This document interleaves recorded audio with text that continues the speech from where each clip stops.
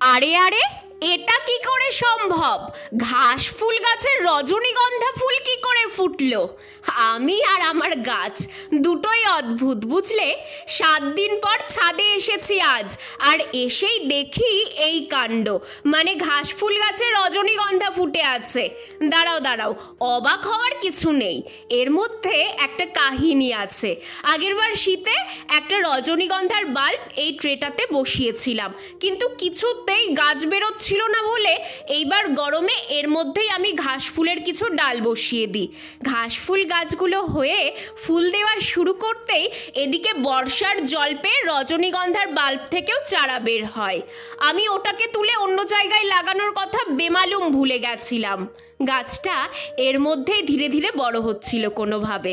ও মা, আজ এতদিন পর ছাদে এসে দেখি সেই গাছে আবার ফুলও ফুটে গেছে।